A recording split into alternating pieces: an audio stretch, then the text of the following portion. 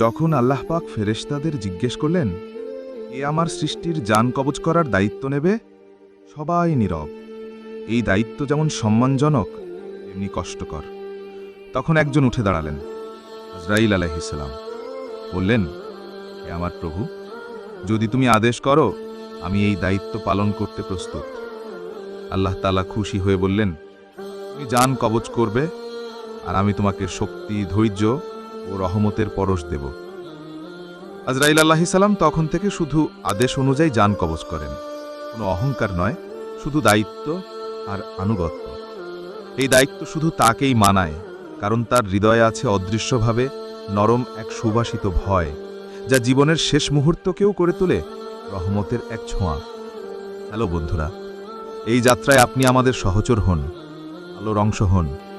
আপনার একটি সাবস্ক্রাইব ও লাইক হতে পারে হাজার জনের কাছে আলোর সংবাদ পৌঁছানোর মাধ্যম। আল্লাহ আপনাকে উত্তম প্রতিদান দিন। ইসলামের আলো ছড়ানোর এই যাত্রায় আমাদের সঙ্গে থাকুন। আসসালামু আলাইকুম ওয়া রাহমাতুল্লাহ।